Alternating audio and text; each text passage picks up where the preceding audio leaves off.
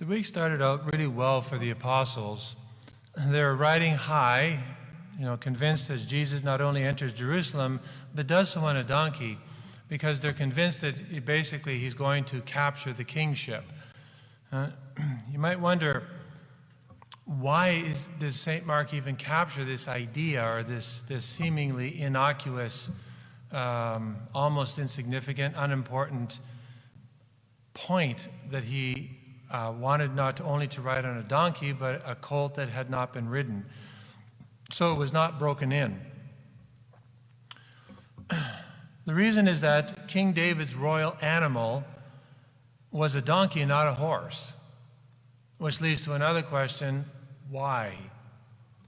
Why a donkey, not a horse? Sounds like a strange animal for a king, to ride, to signify his kingship. Well, in the ancient Middle Eastern world, leaders rode horses if they went to war.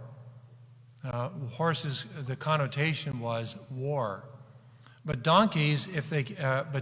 rode donkeys if they came in peace. Just the way it was.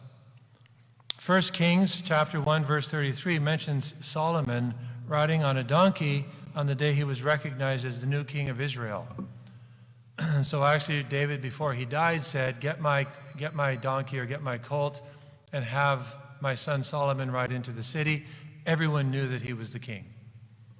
So that was, other than sitting on the throne of his father, the riding of the donkey was what signified that this was the chosen one and not his brother who was trying to steal the kingship, trying to undermine him. Other instances, for those who like to page through Scripture, are Judges 5:10 and Samuel 6:16-2. 2 Samuel chapter 16, verse 2. Also, Zechariah chapter 9, verses 9-10 fits the description of a king who would be righteous and having salvation, also gentle. Rather than riding to conquer, this king would enter in peace. Zechariah 9:10 highlights this peace in this way: I will take away the chariots from Ephraim and the war horses from Jerusalem, and the battle bow will be broken. He will proclaim peace to the nations. Don't kid yourself. The Pharisees and the Sadducees, they knew these scriptures like the back of their hand. Well, maybe not the Sadducees, because they didn't believe in anything beyond the 5 original books, the Torah. But the Pharisees knew the prophets. They knew the prophets like the back of their hand. So they knew what he was doing. When Jesus asks for the donkey, his disciples, aware of the scriptures, were undoubtedly feeling wonderful. Their master was at the height of his popularity. He was riding into Jerusalem and would surely be anointed king of Israel. And of course, by the way, just happens to be that there would be special places of honor for them in this new kingdom. Remember James and John? Can we have places at your right and left hand when you come into your kingdom? They were not thinking heaven. No. They were thinking like in the city of Jerusalem, rule over the city, the nation, like these guys were going to have lots of authority and power. Jesus said, if only you knew what you were asking. And they would be trained. The beautiful thing is, while they make all these faux pas, these major mistakes, they have this disposition. They really do love Jesus. It's just like they just make a lot of mistakes, right? But they allow themselves to be taught. That's the beautiful thing about these apostles. So Jesus had his disciples select a donkey. Now, I'm not an AV guy, not very often anyways. But one thing I have is I bought a long time ago, because I love the donkey, right? Yeah, the little donkey. So there's your AV. There's your AV. Now, the reason donkeys are so beautiful, they're actually in ways they're not beautiful, but there's something about a donkey, aside from what it means symbolically. It's an animal that the king rides in peace. He's sending the message he's coming in peace. See, donkeys, St. Josemaria Escriva, he loved donkeys because, being a Spaniard, he observed donkeys. A lot of donkeys in Spain, I guess, or at least in his day. And, a lot of them would use the water wheel. They would, walk the water wheel, or the grinder. And he noticed about donkeys, two things. I'll mention another thing. They can be very stubborn, but two things in that you feed them, they don't require much food, and they're tenacious, like they do repetitive work, and they don't seem to complain. And Josemaria Escriva extrapolated from that, and he said that's the way we have to behave as God's children, is we shouldn't have to be fed, in a complicated way. We should, eat what we need. It has a purpose. Doesn't mean we shouldn't enjoy it, but, it's like don't become a glutton. Eat to fuel the engine, so to do God's work. And a lot of our work is repetitive, all right? So it's like tedious. We think it's tedious, it's boring, and we don't like it.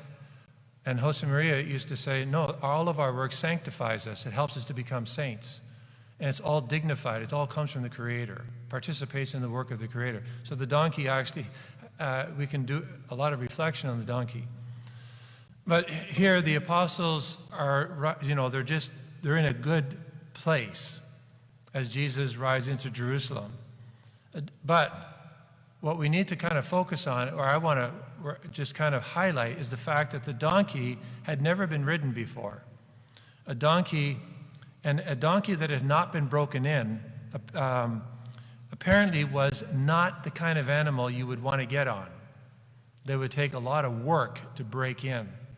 But Jesus would not only get on this animal, but he would enter a city that was loud, was busy, anything but calm. Now think about this. Jesus will instruct his disciple to get this colt that had not been broken in. Now, as I said, if you know anything about donkeys, you just don't get on a donkey that has not been broken in and do what you're going to do. Do what Jesus did. To make matters even more interesting, the Lord's very first ride, probably the only ride he would make on this donkey, would be into a noisy, bustling city where people were probably right up against the animal, and they were waving palms, and they were singing, like they just love to sing the psalms, the hymns, or the psalms. They lots of loud talk about above the decibel range. So do we appreciate how crazy, this would be? The riding of this animal in this situation. Yet Jesus does just this. The animal knows in its own way, whether not in a conscious way like you and I could be conscious, but it knows in its own way that the Creator is guiding it. Everything that should terrify it, everything that should make it buck Jesus, simply doesn't happen. The animal knows that even in the midst of this crazy, loud, chaotic situation, there's nothing to be worried about. There's no reason to be scared. This is an animal that would be like so scared, nobody could tame it. It's never been broken in. It's not used to anything like this. Like, keep going back and really reflect on this, because I'm going to make an application. Jesus is in total control of this animal. This animal has what I would call perfect serenity in the midst of this crazy world that it's in now. Jesus is riding on this donkey, which signifies that he is there for peace, which is good. But he's also there as a king, and they know this. And that is a threat to the powers that be. Animals are perceptive. This is all speculation on my part, but I think it's reasonable speculation. They can, for whatever reason, sense danger, perhaps even evil. They get skittish, This animal, which would have been very prone to be excited, experiences no fear of any of this. Jesus is the master. Jesus is in control. We know what's going to happen to Jesus. Throughout his entire passion, Jesus will have perfect calm and serenity. Even though he says in Gethsemane, my soul is troubled even to the point of sorrow, we should not think that he was, as we would say, losing it. He would have perfect calm and serenity even though he knew that his life was in danger, that the powers of darkness were descending on him. The reason that animal, that donkey, was so serene is the reason that Jesus is serene, because he is the Messiah, the King, the Son of the living God. And as he will say, is captured by other, I believe it's Mark or Matthew, that no one touches me unless I'm using my words a little bit, paraphrasing, but no one touches me unless I give permission. And John captures this: I lay down my life of my own free will, and I take it up of my own free will. No one will touch me. And this, I'm not saying the people touched him, but you know what I'm talking about. The evil powers will not be able to lay hands on me until I authorize it. It's very important for us in our own spiritual life. Now think about this donkey as we enter Holy Week. All of us, anyone who is listening or may watch this or view this, has shared in the difficulties and at times the craziness that has, been involved in this past year of, COVID-19. This virus is enough to throw any of us off course, discourage us, cause us to lose control, make us forget how precious the Mass is, how important it is to pray, to receive the sacrament of penance. It is easy to be knocked off course and begin braying like a fearful donkey. I won't use the other word. I'm mortifying my tongue. But you know what I'm talking about, because that's what we can be sometimes. Unintentionally, we're just knocked off course. This is all too possible for any one of us. The or not. Or not. The or not can be a reality in our lives if we let Jesus take the reins, if we give him control of our lives. Something very hard for us to do because we find it hard to trust him. Jesus can lead us through the crazy times we're in, the fearful times we're in, sometimes the discouraging times, the exhausting, tiresome times that we're in. Jesus can lead us through all of this, and we, like that donkey, can remain calm and steady and do what we're supposed to do. Deliver Jesus to others, to our family, our friends, and our foes even. Jesus will show us that no matter what happens to him, he remains clear and calm.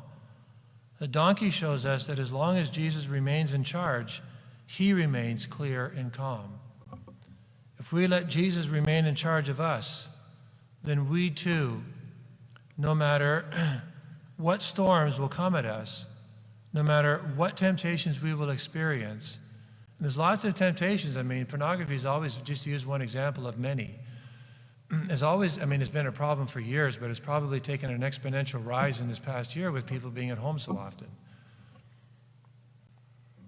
We have to drill down in our prayer life even more so and form some sort of program for our day so that we're not, nature abhors a vacuum. There's a basic principle of physics.